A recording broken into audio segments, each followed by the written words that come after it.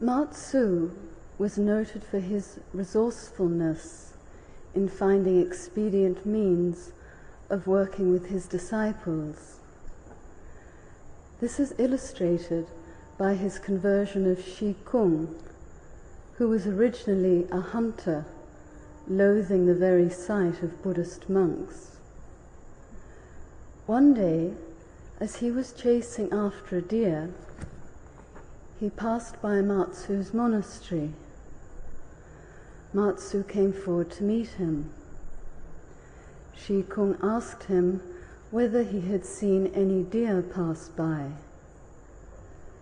Matsu asked, "Who are you?" "A hunter," he replied. "Do you know how to shoot?" queried Matsu. "Of course I do," replied the hunter. "How many can you hit with one arrow?" asked Matsu.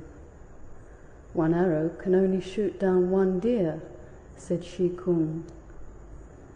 "In that case, you really don't know how to shoot," Matsu commented. The hunter then asked Matsu, "Does your reverence know how to shoot?" Matsu replied, "Of course I do." "How many can you kill with one arrow?" the hunter asked. "I can kill a whole flock with a single arrow," answered the master. At this, Shi Kung said, "The beasts have life as you do. Why should you shoot down a whole flock?" Matsu said, "Since you know this so well, why don't you shoot yourself?" Shi Kung answered, "Even if I wanted to shoot myself, I would not know how to manage it." At this point, Matsu remarked, "This fellow has accumulated klesa from ignorance for numberless eons. Today the whole process has come to a sudden stop." Tossing his arrows and bows to the ground, Shi Kung became a monk and a disciple of Matsu. Sometime later, when Shi Kung was working in the kitchen, Matsu asked him what he was doing. "I am tending an ox," the disciple answered. "How do you tend it?" asked Matsu. Shi Kung replied, "As soon as it returns to the grass, I ruthlessly pull it back by its nostrils." This won great approval from the master, who remarked, "You certainly know the true way of tending an ox."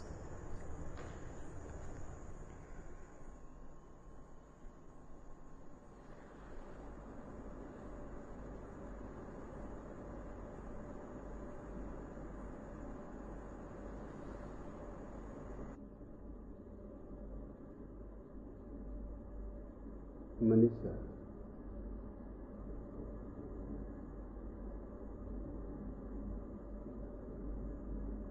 There are two kinds of masters, not in any way different in their experiences,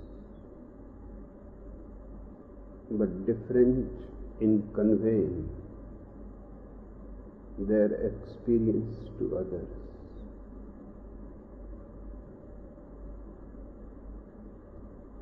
One is simply using old methods, well tried, which have given sure results. The other is a creative person who does not follow any traditional method or device to transform a person, but responds to each person according to his needs.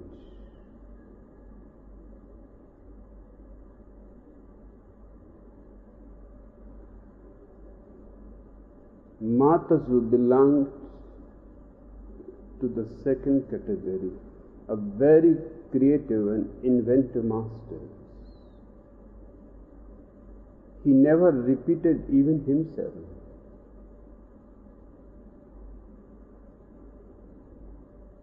Every situation, and he will bring a new device.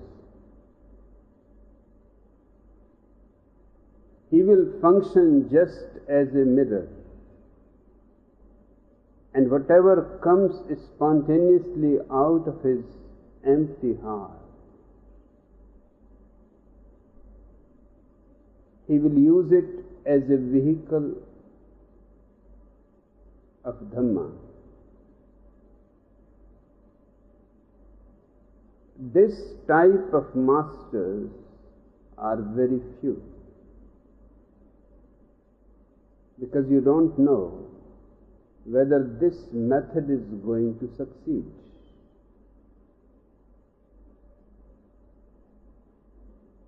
You don't know what will be the outcome. It is simply trusting your own heart, that the heart cannot let you down. This is an immense trust in one's own enlightenment and awakening, that whatever comes out of my illumination is going to succeed. There is no question about it. Hence, a man like Matazu has a tremendous freedom.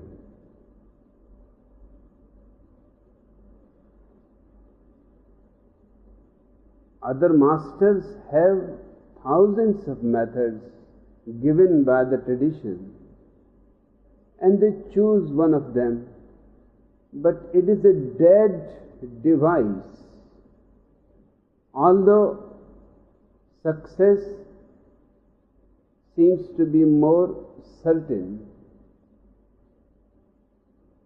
with Matazu, success is not the point. Success is the last point in the journey. All those first category masters are looking at the success. The method must succeed. And because the method has been used again and again and has been successful, why bother for a new method? Their emphasis is on the last end, the success. Matazu's method, his approach is totally different. It depends on the first point of the journey, from where the arrow comes out. If it is coming out from your empty heart,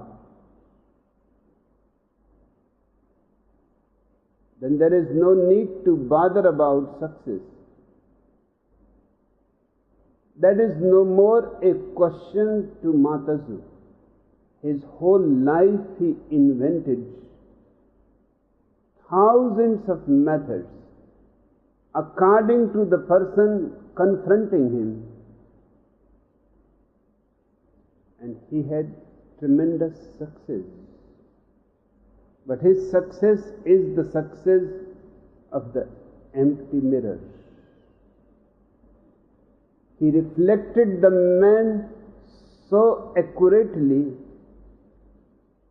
that there was no need to fall upon old methods. One can go straight forward with this man who is confronting him and make out a situation in which the transmission happens, in which heart to heart something moves, something is inspired, something takes the light from one heart to the other heart.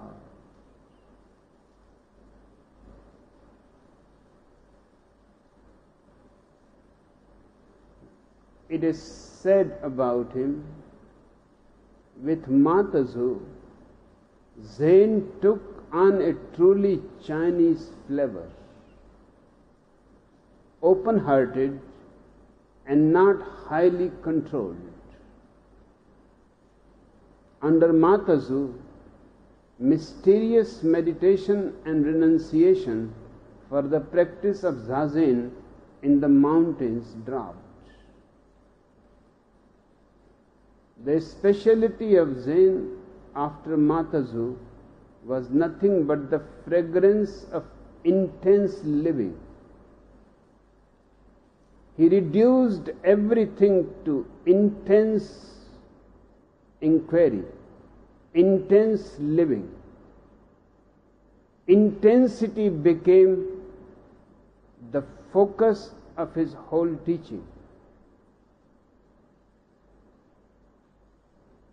130 persons became enlightened under Matazu.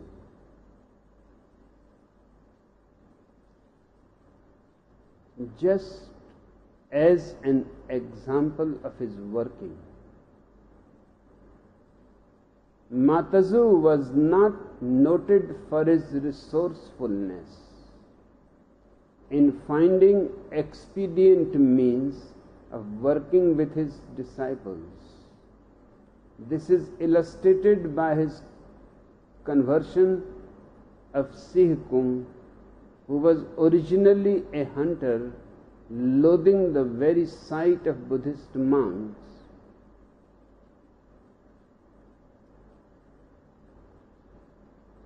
One day, as he was chasing after a deer, he passed by Matazu's monastery. Matazu came forward to meet him. Sih Kung asked him whether he had seen any deer pass by. Matazu asked, "Who are you?" Now it is out of the blue. He is asking about the deers, and Matazu changes the whole situation.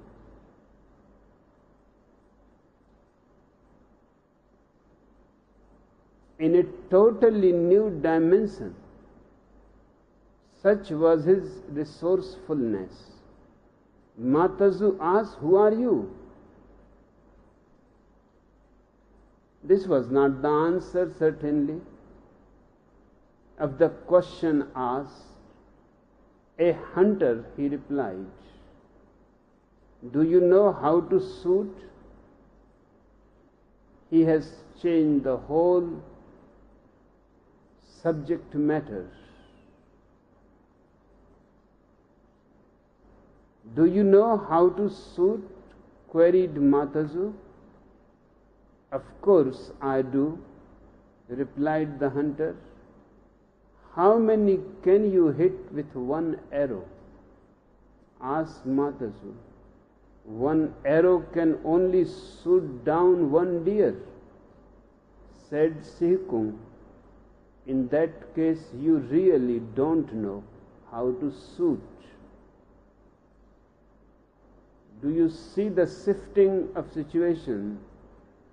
Slowly he is bringing him to a totally different thing. He has simply asked, "Have you seen any deer pass?" He has not come for renunciation. He has not come for initiation. He is not there for any inquiry into truth, but it does not matter. Once you have come in front of Matazu, you will not be able to leave that place changed. Just the very touch of Matazu's air was enough to make a difference.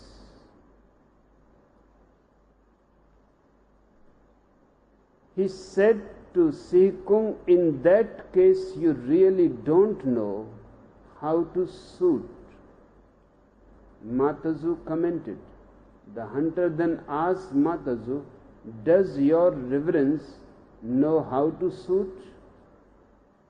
Matazu replied, of course I do. How many can you kill with one arrow? The hunter asked. I can kill a whole flock with a single arrow, answered the master. At this, Si Kung said, now you see the climate changing. He has forgotten about the deer and the hunting. At this, Si Kung said, the beasts have life as you do. Killing the whole flock, it is so life negative. And for a master like you,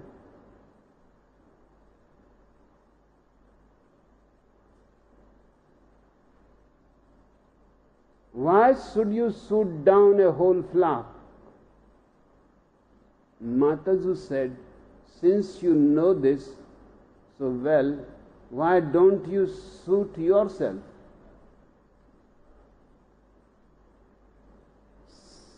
Searching the deer to shoot, and the deer has life. You have life. Why go so far? Why not shoot yourself? You are intelligent enough to understand that the whole flock should not be shot. But if you understand that much, that the whole flock should not be shot, why one deer should be shot? The principle is the same. Don't destroy life. And if you are intent to destroy life, since you know this, said Matazu, well, why don't you shoot yourself? What does it matter whose life, whether a deer's life or your life, is lost? Si Kung answered, even if I wanted to shoot myself, I would not know how to manage it. Shooting oneself is almost impossible. By an arrow, by a gun, that is a different matter. You can just put by the side of your head and you are gone. But by an arrow, space is needed, and you cannot manage by an arrow to shoot yourself. That is almost an impossibility.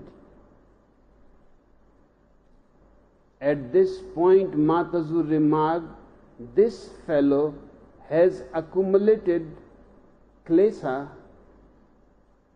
from ignorance for numberless eons. Klesha is a Sanskrit word. It means, in the original,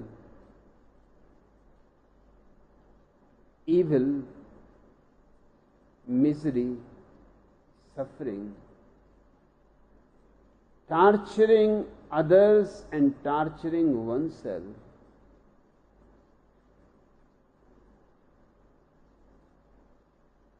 Matazu said, this fellow has accumulated klesha from ignorance for numberless eons. Today the whole process has come to a sudden stop. He cannot shoot himself. And he has been shooting his whole life, perhaps for many lives.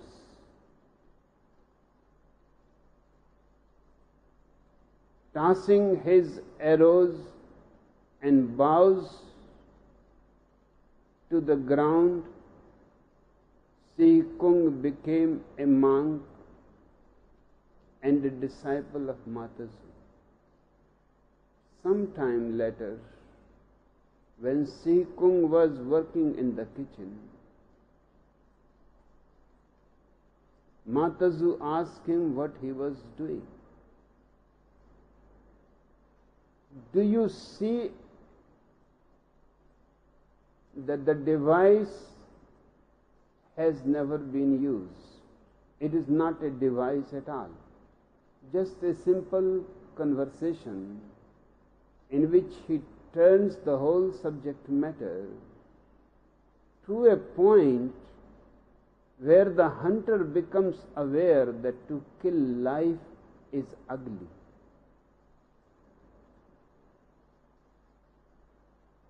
Up to now he was boasting that he is a great hunter.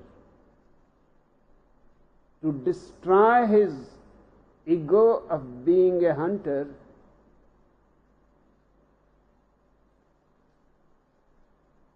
Matazu said to him that the best way to prove it that you are a hunter, shoot yourself. The poor hunter came to a full stop because you cannot shoot yourself by the arrow. In that silence in which he started thinking how to shoot oneself,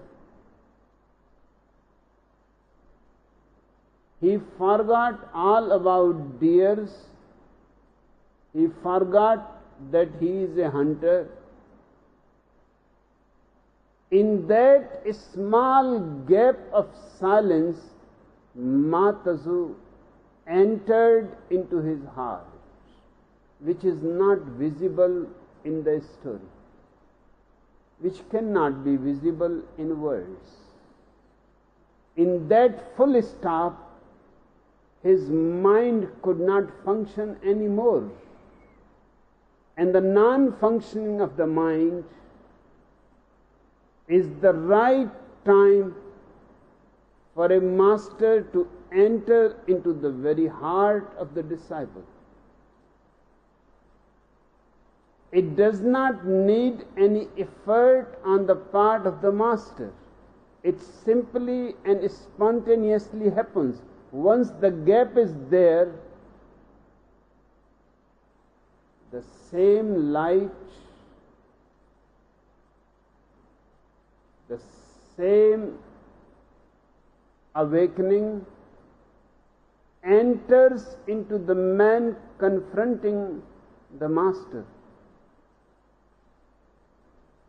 The hunter did not answer. He threw his bow and his arrows on the ground and fell unto the feet of Matazu and asked for initiation. He has come for a different purpose and got caught into the net of Matazu. And it was not even a device, but this is how he was resourceful. Any situation, and he will convert the situation in such a subtle way that the person will not be even aware that he is bringing him to a new space to look at the whole situation. He saw the whole situation that he has been destroying life, and to destroy life is absolutely wrong.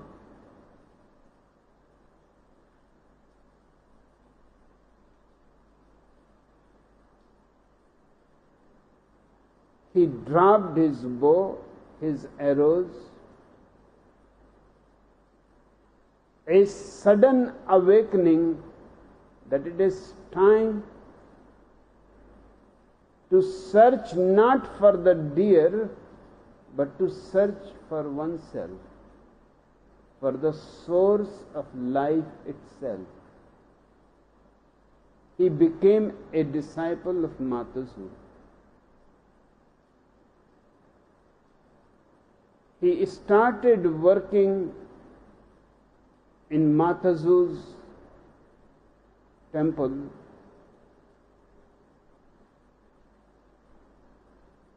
Matazu asked him one day what he was doing. "I am tending an ox." The disciple answered, "I have to explain to you that I am tending an ox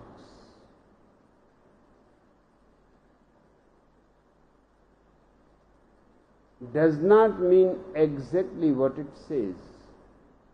It is a symbolic saying in Zen. There are, just like tarot cards, 10 cards in Tao. Those cards are called tending an ox.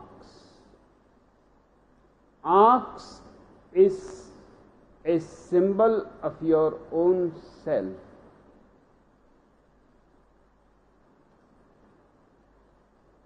Searching for the self is the meaning of those symbolic cards.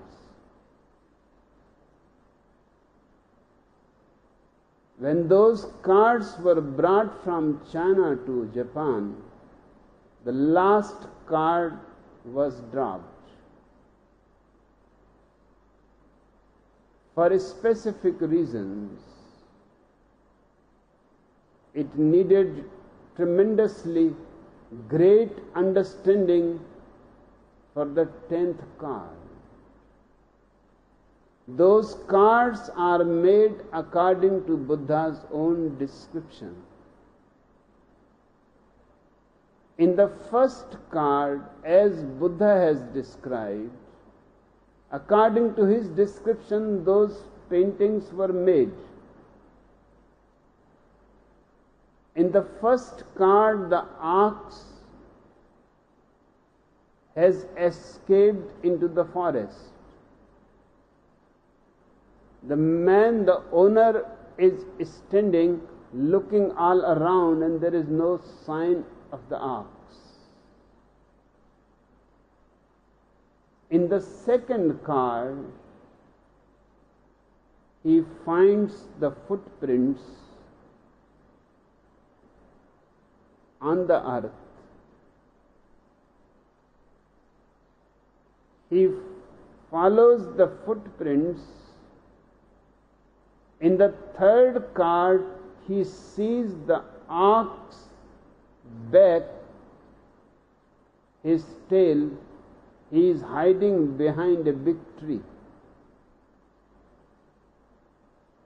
In the fourth card, he sees the whole horse, the whole ox. In the fifth, he catches hold of him. In the sixth, he is fighting hard to take him back to the house. In the seventh, he is victorious. In the eighth, he is riding on the horse, coming back towards home. In the ninth, the ox is in its stall, and the man is playing a song on his flute.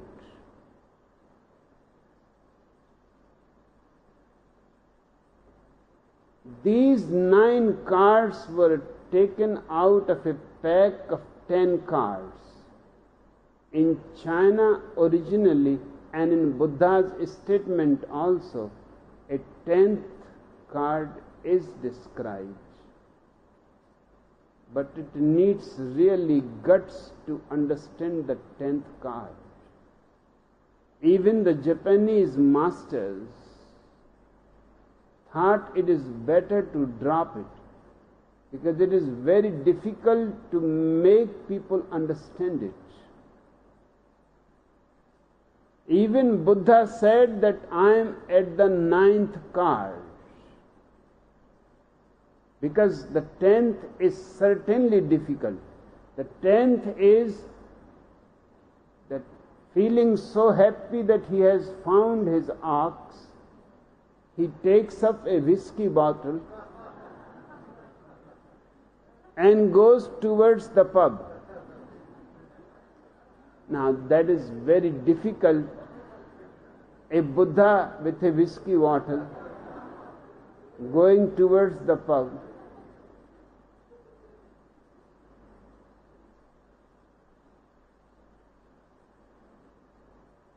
But I don't want to drop the 10th card.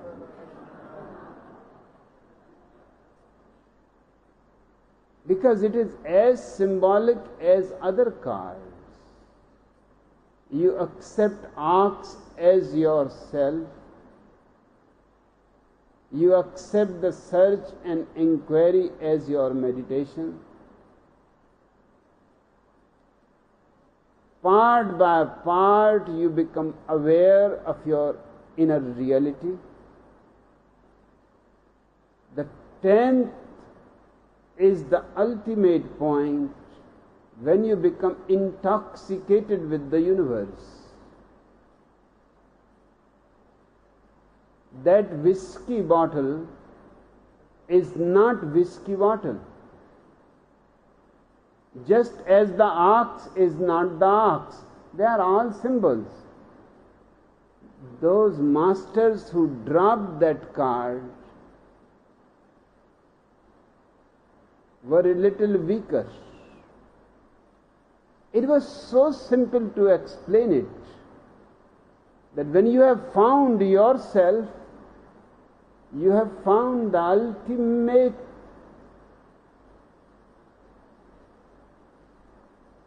nectar. You will be drunk 24 hours. You don't need ordinary alcohol. You don't need any drug. Your very experience will be a drug. And you all know, after meditation, when you start moving towards the canteen, I have been watching. Everybody looks drunk. Few get up early, but very reluctantly. Few are sitting still, utterly drunk, remembers finally that they have to go to the canteen.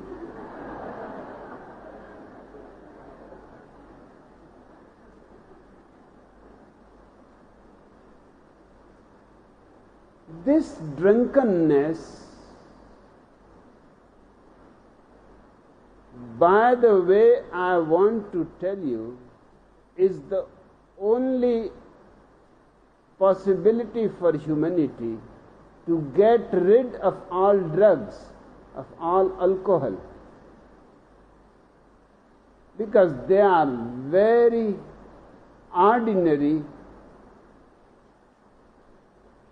compared to the purity of your drunkenness that happens at the very source of life. Nothing is comparable to it. It takes you higher. It gives you tremendous euphoria, which is not hallucination, and it lasts. It is not a question that you have to take the drug in more and more quantities. that you have to become addicted to it. You become the nectar itself. You become the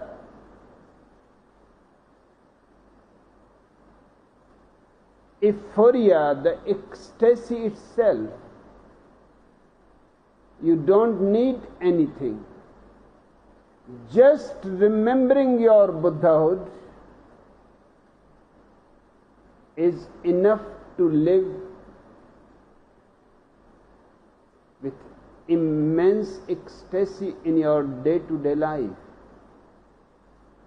So this, I am tending an ox, you should remember,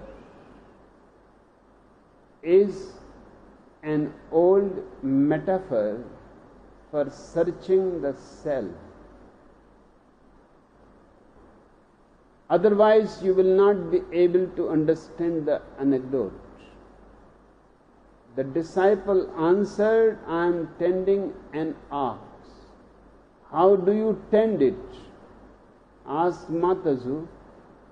Si Kung replied, as soon as it returns to the grass, I ruthlessly pull it back by its nostrils.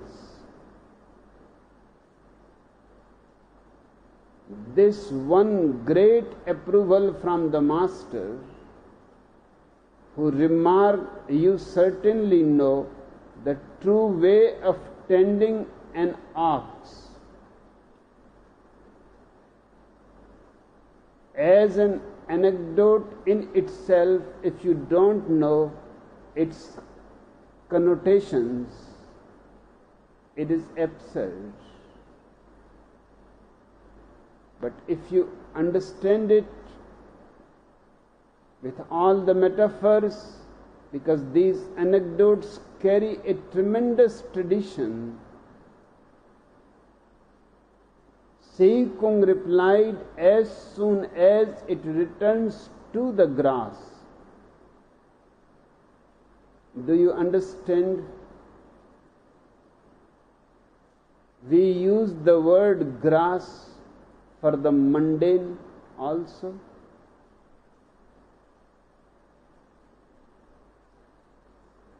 For the rude, for the primitive, for the uncivilized, uncultured.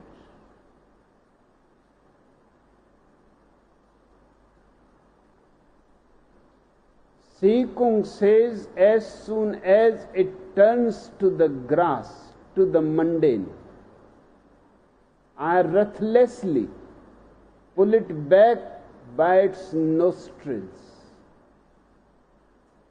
He is saying, I don't allow myself to be attracted by the grass. I pull myself away from the grass towards the great, towards the magnificent, towards the inner splendor. If you understand this connotation, then you will be able to understand why the master approved it. This one great approval from the master, who remarked, you certainly know the true way of tending an ox.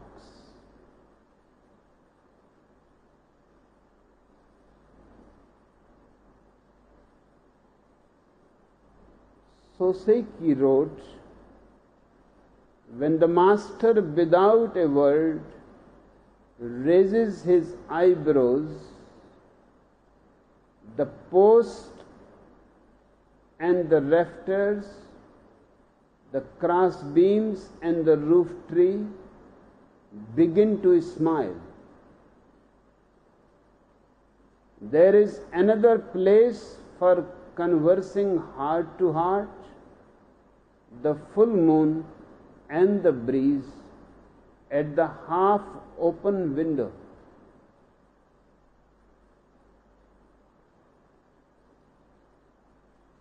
Soseki is a well-known mystic, poet and master. What he is saying cannot be said in prose. When the master, without a word, raises his eyebrows, the posts and rafters, the cross beams and roof tree begin to smile. There is another place for conversing heart to heart. The full moon and the breeze at the half open window. Just standing on the half open window, the cool breeze and the full moon, and utter silence in between.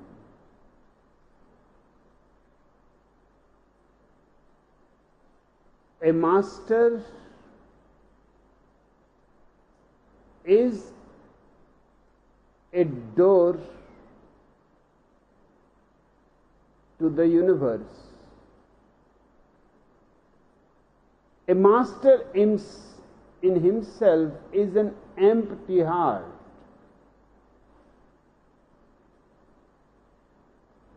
You can see through it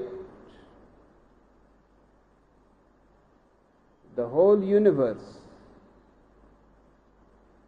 Coming closer to the master in deep love and trust,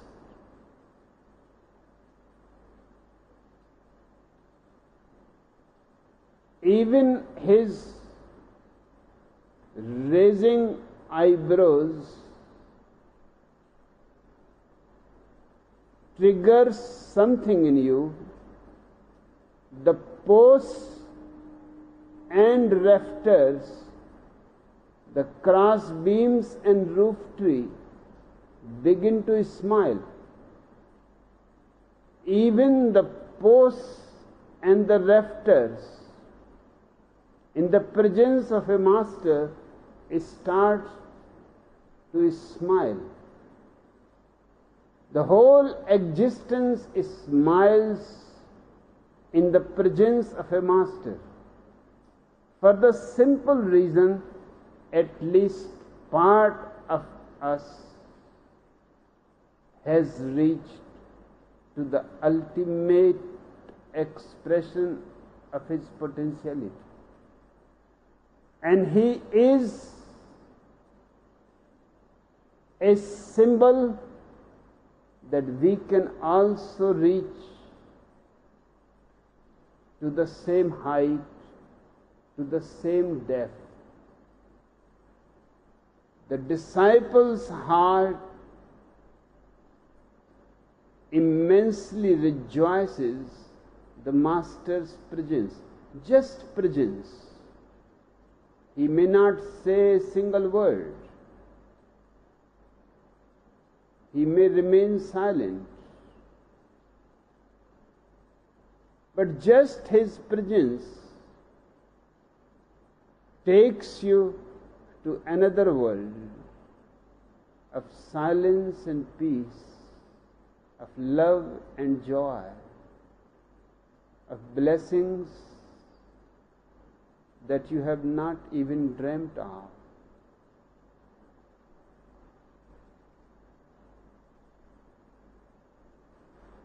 Manisha has asked a question. There could never have been a master more resourceful in finding expedient means of working with his disciples than you. Who else would create a concoction of zany anecdotes, serious sutras, wild dancing, automated animals, jokes, gibberish, and silence, such as you serve up every evening. In the context of you, somehow everything feels so absolutely right. Manisha, it is absolutely right. Just in my context, you become aware of it. It is almost as if all the lights go out. These 10,000 Buddhas will be still sitting here, but you will not be able to see them. Then the lights come, and suddenly you see 10,000 people sitting around you. You were not alone in the darkness. The Master's context is simply a light in your darkness. Everything seems to be true. Everything seems to be beautiful. But it is not the Master's light that is making them beautiful. They are beautiful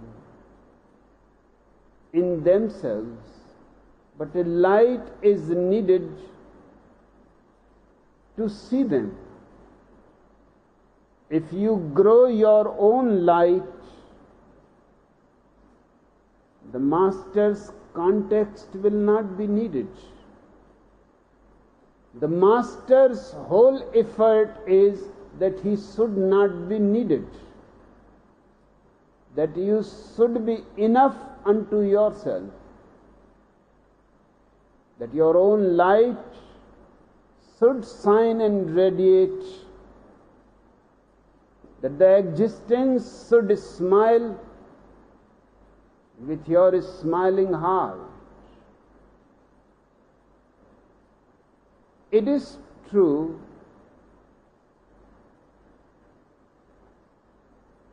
that I am a little crazy.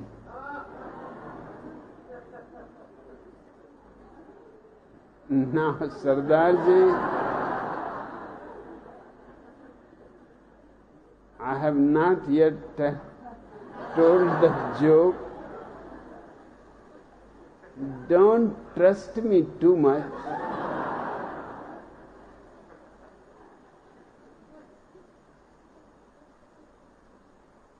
I use everything.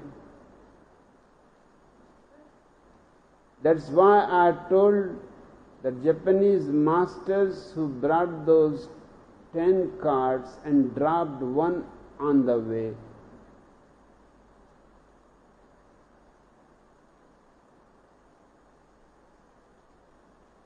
Were not very courageous.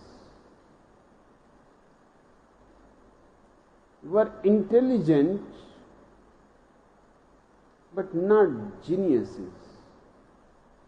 They could not find an explanation for the 10th card. And to me, without the 10th card, the 9 are useless. What is the point of searching yourself? The whole point is to become a drunk.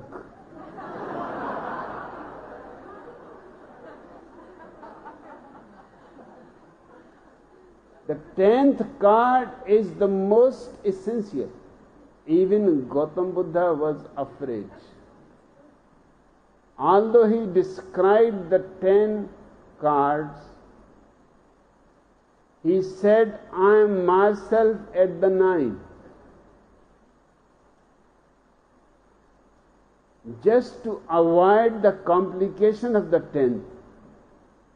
The bottle of alcohol in the hands of a Buddha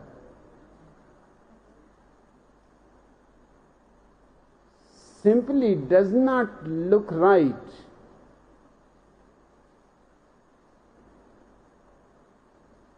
Even he avoided the 10th card.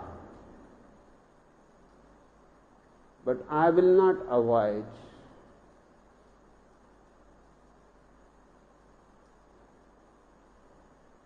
In many countries, sannyasins wanted to take my picture with a bottle to make the 10th card. I said, it is perfectly okay. Just fill in the bottle Coca-Cola. It is so simple because in the photograph it won't show that there is Coca-Cola.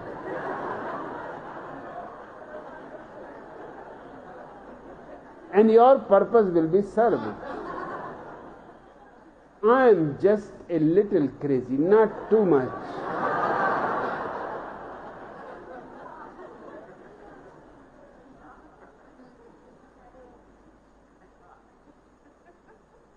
You are right that nobody has worked the way I work.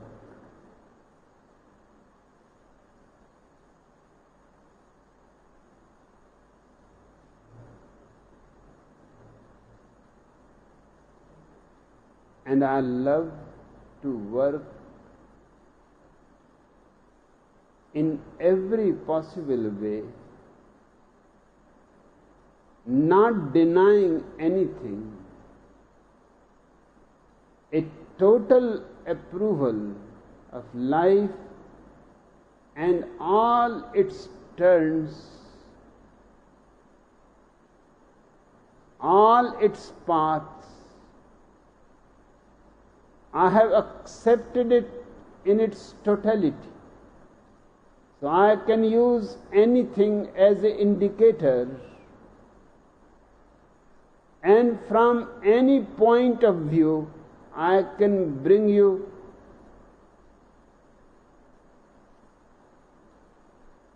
to seek and search the escaped ox.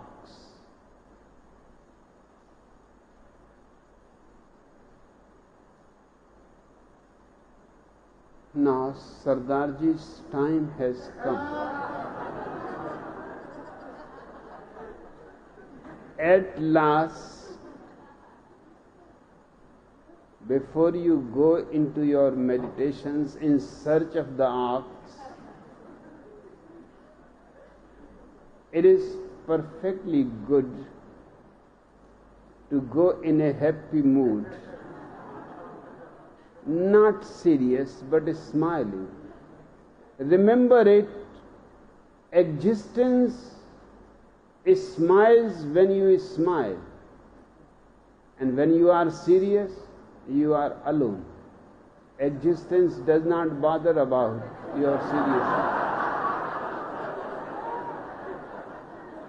If you want the whole world with you, just smile. And look all around and you will see trees smiling and the flowers smiling. And at least when you are entering into meditation, it is good to enter with a smiling heart. I have used jokes for the first time in the whole history of mankind.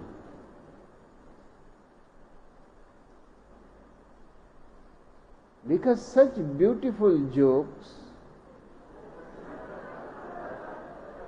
and nobody has used them for meditation. And they create such a good feel all around that one becomes courageous enough. A laughing heart is more courageous than a serious one. A serious one doubts, hesitates, thinks twice. The laughing one is the heart of the gambler. He simply jumps in. And meditation is a question of jumping into the unknown.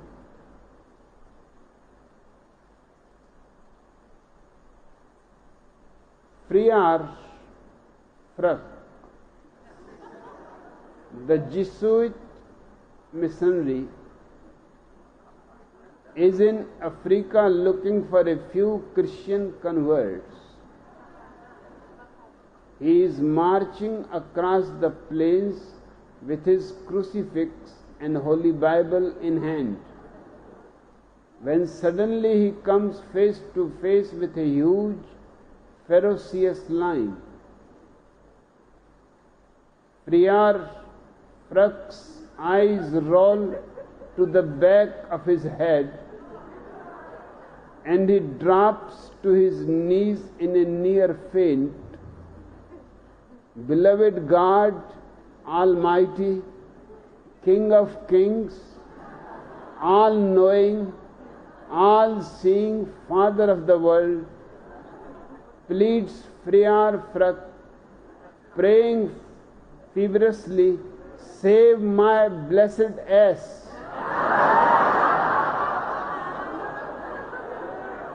The lion watches the Christian closely, and then he bows his own head, crosses his paws, and murmurs in a soft growl, Beloved God, Almighty, King of beasts and Lord of the jungle, please bless this poor food I am about to eat.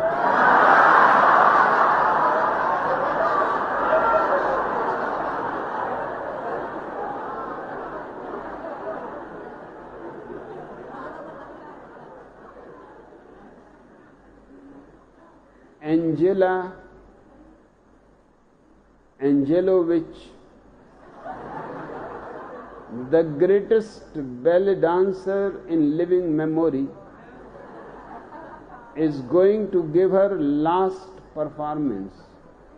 Angela, says Petrov, her manager, for this performance you must give everything, everything.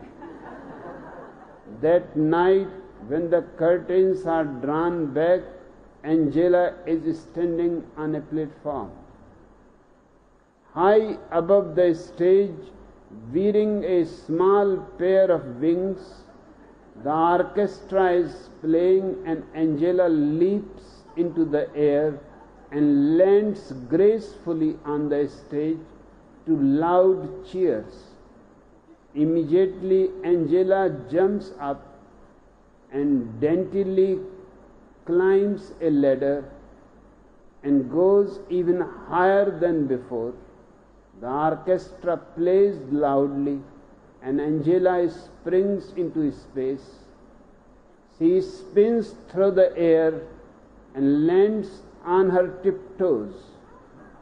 A rope descends, and to thundering applause, Angela is lifted right to the roof. The drums roll, and then there is a deathly hush. Angela jumps. She flies spinning through the air and lands in the middle of the stage with her legs apart in a perfect split. The audience is hysterical. At last the curtains close and the audience starts to go home. Angela is resting motionless on the stage. Her legs are still split wide apart. Bravo, encore, shouts Petrov, her manager, walking onto the stage, clapping his hand. Petrov, says Angela, will you do me a favor? Yes, my darling, replies Petrov. After a performance like that, anything.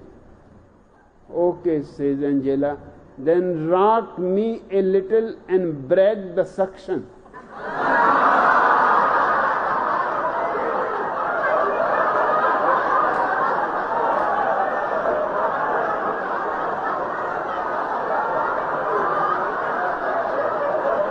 Just take your time.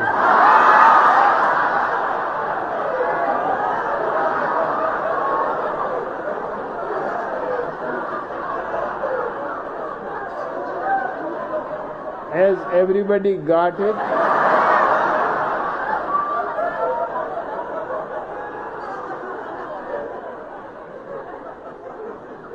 Where is Haridas? Because he is the polar opposite of Sardarji. They both are great friends.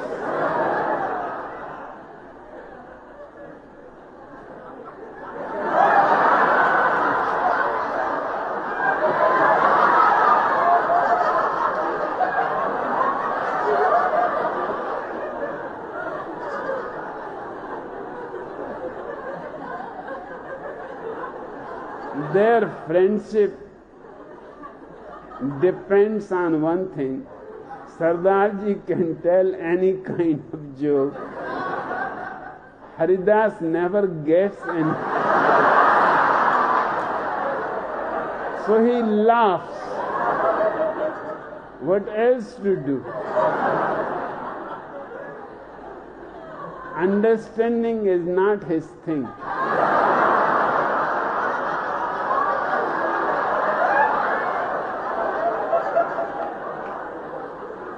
Swami Deva Coconut is standing in his bamboo house watching the waters rise around his ankles. It has been raining constantly for 4 days and the sky is still grey and wet.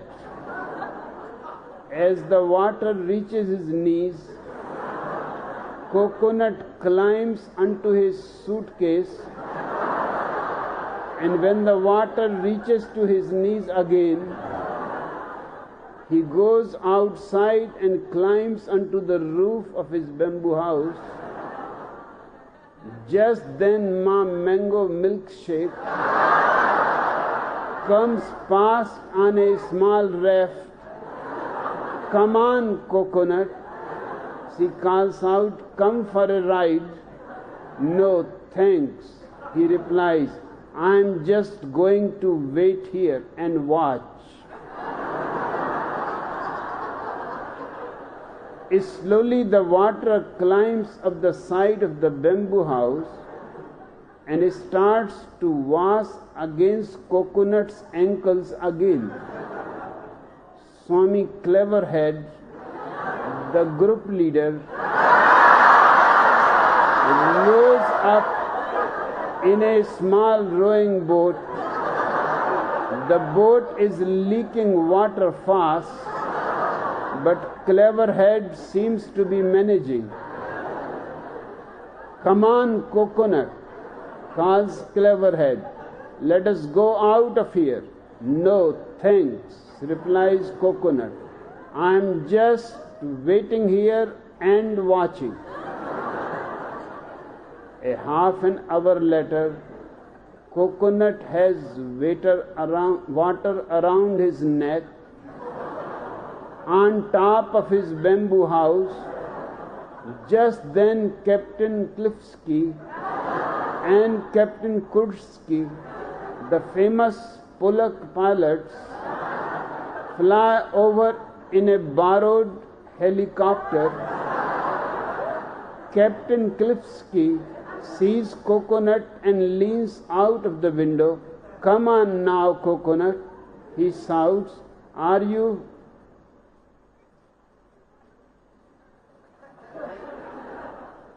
going to be drowned? Coconut waves back, I'm just waiting here and watching. He shouts. Later, somewhere in the realms of the universe, Swami Deva Coconut meets Bhagwan and seems really pissed off about something. I waited and I waited, I watched, I witnessed, exclaims Coconut, and you never came to rescue me. My God, says Bhagwan, I sent you 2 boats and a helicopter.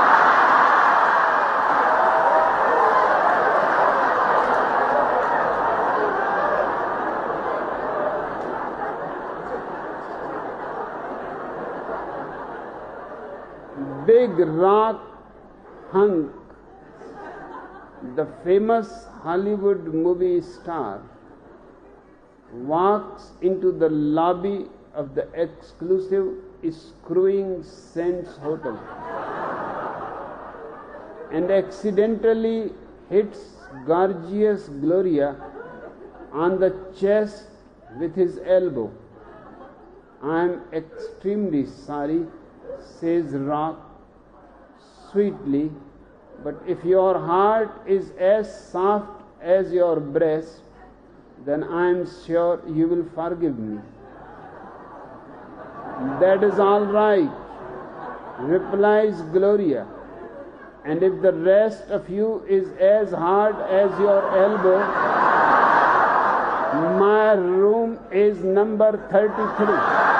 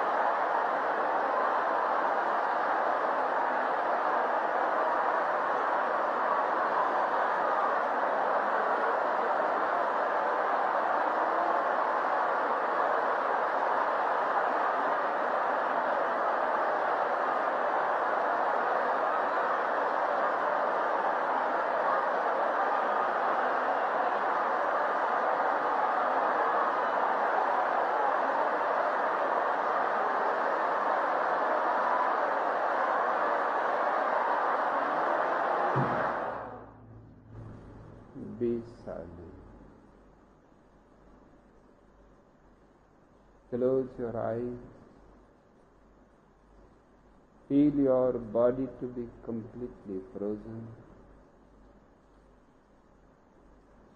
Look inwards with absolute urgency. This moment may be the last moment.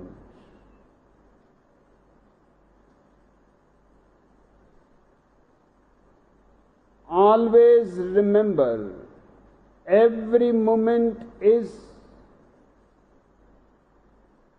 possible to be the last moment.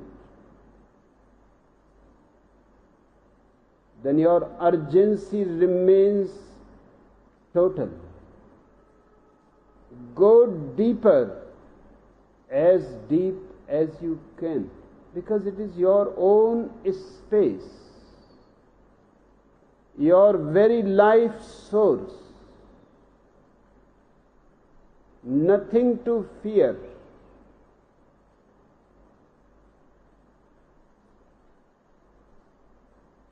at the very center of your being,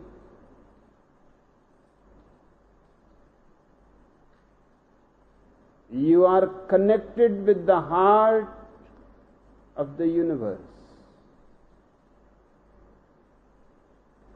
Your empty heart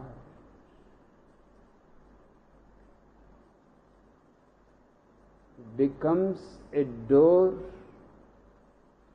to the ultimate heart of the universe. And the moment you feel you are connected and rooted in the ultimate, everything in existence becomes beautiful, blissful.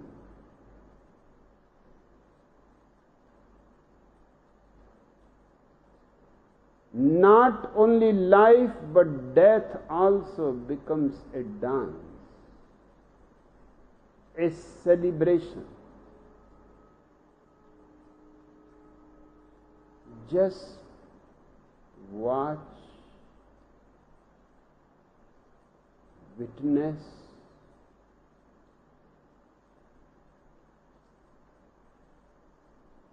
nivedana, relax, let the body lie down. Remember, you are not the body nor the mind, you are the witness, which is far away. Even skies are underneath it. It is a watcher on the hills. Your body is in the dark valleys down. The distance between your witness and your body-mind structure is qualitative. It cannot be bridged.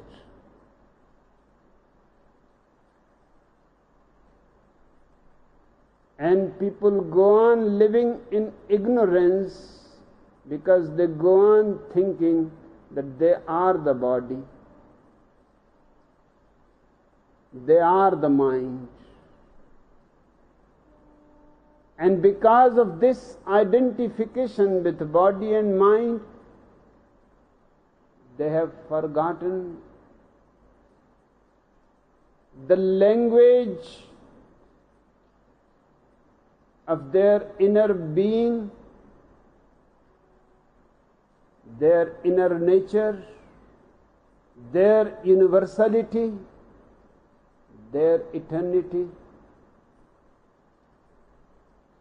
the Buddha.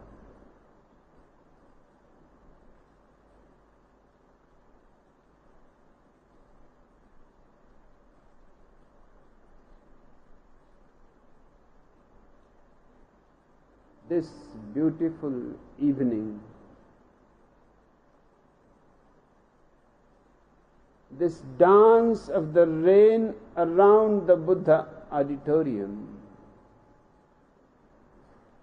and 10,000 Buddhas in utter silence, relaxed, centered,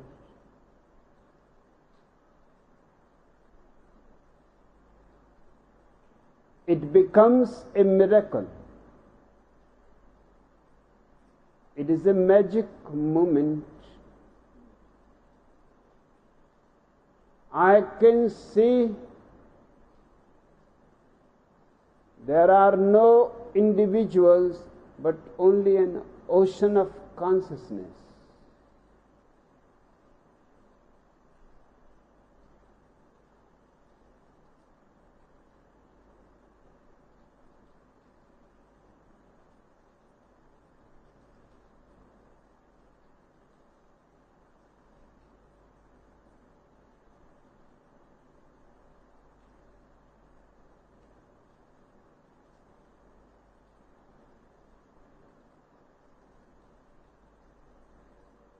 This is the point where one becomes ultimately drunk.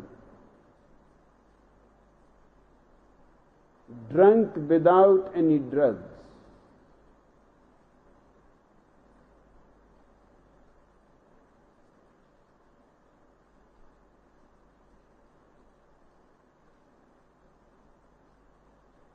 Let this drunkenness sink in every fiber of your being.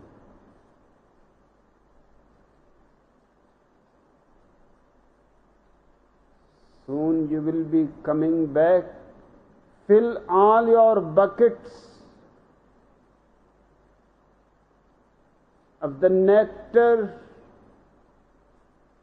of the living stream of life and bring it with you.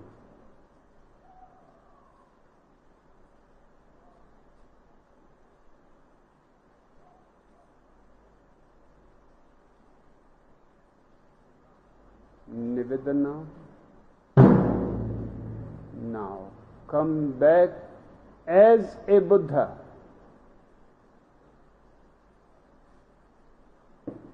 Silently, peacefully, with grace,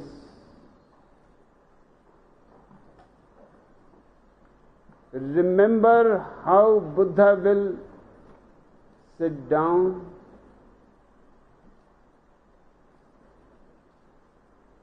and this remembrance has to become the very milieu 24 hours around you.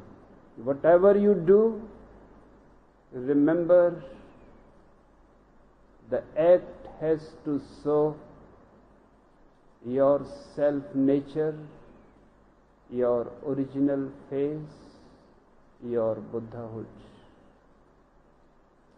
Every gesture, every word, every silence should arise from your spontaneity.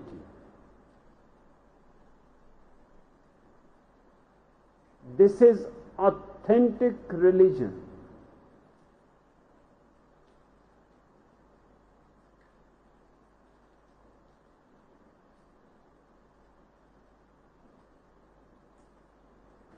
Can we celebrate the 10,000 Buddhas?